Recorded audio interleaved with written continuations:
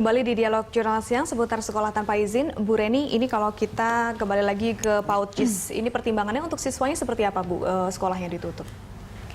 Ya, jadi gini, kita melindungi sekali lagi ya. Jadi selain perlindungan untuk supaya tidak terjadi tempat-tempat lain ya, dan kita juga mensinyalir bahwa kasus ini artinya tidak ada izin sekolah itu ada di tempat lain juga ya. Jadi kita sekali pemberesan sekolah ini ya, penertiban sekolah-sekolah internasional. Nah, tentu dengan penutupan ini memang adalah konsekuensi logis dari pihak sekolah yang tidak memiliki izin, karena sekolah harus berizin, seperti itu. Dan sebenarnya dengan dia menyelenggarakan sekolah tanpa izin, berarti sekaligus dia juga melakukan ya penggunaan izin dari SD, SMP, dan SMA. Itu ada sanksinya juga. Oke, berarti ya, ganda gitu ya hukumannya. Iya. Oke. Seperti itu. Nah, jadi kita ingin bahwa anak-anak sekali lagi ya, anak-anak pada umumnya yang ada di sekolah itu, terutama anak Indonesia di sana, kita harus lindungi mereka. Sekali lagi mereka adalah masa depan bangsa Indonesia ini ya. Kita tergugah ya kedaulatan bangsa Indonesia di sini, merah putih kita ya. Kita harus menjaga. Jadi bagaimana supaya sekolah-sekolah internasional ini memang, karena sebenarnya penyelenggara sekolah internasional itu kebanyakan ya berbadan hukum Indonesia, cuman labelnya internasional. Ya, oke. Gitu. Nah, kalau untuk ini psikologis anaknya sendiri, apakah Kemendikbud juga kemudian bekerja sama dengan mungkin pihak lain untuk membuat anak-anak ini tetap nyaman begitu dan tetap merasa aman di sekolah itu? Jadi kalau untuk korban kan dari pihak keluarga sudah mengatasinya ya. Tapi dari pihak kami justru ini kita harus memperkuat aspek kebijakannya. Jadi berarti pihak sekolah harus ada juknis, juklak atau pedoman, istilah dari kami adalah norma standar prosedur dan kriteria, yaitu adalah faktor keselamatan dan kesehatan di sekolah.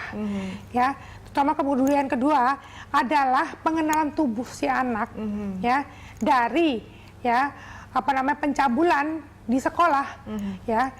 Dan kemudian ketiga ini adalah masalah bagaimana kita di dua ya NSPK-nya ya. Kemudian kita akan tambah lagi nih bagaimana membuat NSPK proses pembelajaran yang berbasis IT itu tidak nanti menggunakan anak itu menjadi untuk hal-hal yang tidak benar ya, menonton misalnya pornografi dan sebagainya. Ya seperti itu. Kalau kita bicara mengenai gurunya, ini peraturannya sebetulnya berapa persen Bu yang harus internasional dan beberapa yang asing di dalam sekolah internasional? Iya, kalau untuk pendidik Indonesia di sekolah internasional itu kita harapkan ya sedikit-sedikitnya adalah 80%, 20%. Oh, 20% yang orang Indonesia? Iya. Ya, kemudian untuk tenaga kependidikannya itu 80%. Gitu. Oke, nah ini nanti juga akan dilakukan evaluasi lebih dalam mengenai ini untuk pengajar. Ya, akan diadakan evaluasi. Kita akan lihat semuanya apakah mereka betul-betul sama nggak nih ngajarnya PAUD. Ya harusnya S1-nya PAUD. Jangan-jangan nggak S1. Gitu kan. Ya, udah dapat diklat PAUD apa belum? Training-training yang menyangkut itu. Kalau untuk yang tenaga pengajar asing juga persyaratannya sama atau ada mungkin masalahnya pengajar mereka itu asing semua. Cuman asistennya itu adalah orang Indonesia. Jadi orang Indonesia cuma asisten guru ya. Jadi sejauh ini yang diketahui pengajar di sana semuanya asing, justru hanya asistennya yang di orang PAUD Indonesia ya. Pengajar asing ini juga kita pengen lihat, itu yang kita belum lihat riwayat hidupnya gimana, ijazah bagaimana. Ya jangan-jangan dia turis biasa atau dia adalah seorang istri dari yang suaminya memang kerja di sana. Gitu kan, ini nggak boleh. Gitu. Jadi mutu sekolah itu jadi harus ada penjaminan mutu. Penjaminan mutu ini penting.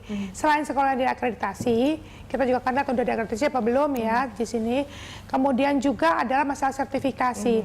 Sertifikasi untuk siapa? Untuk pendidik dan tenaga kependidikannya. Oke Bu, kalau nanti ini tahun ajaran 2013-2014 sudah selesai, ini tanggung jawab sekolah untuk memindahkan murid-muridnya ini mungkin ke sekarang tempat pendidikan, lembaga pendidikan. Dengan sekarang sudah ditutup, mereka sudah mulai memikirkan langkah-langkah itu ya untuk disalurkan ke sekolah-sekolah lain yang selevel lah katakan dengan JIS seperti itu. Ya, jadi sekolah saya rasa sudah ancang-ancang namanya ya. Mungkin sejak adanya pertemuan pertama itu dengan saya dengan kepala sekolahnya, kan saya coba melihat jangan-jangan dari pihak kementerian ini kita nggak ada izin yang tidak kita punya ya.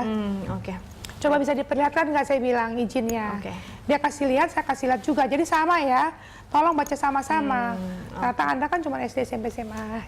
Baik, terima kasih Bu Reni sudah hadir di Berita Satu. Selamat siang.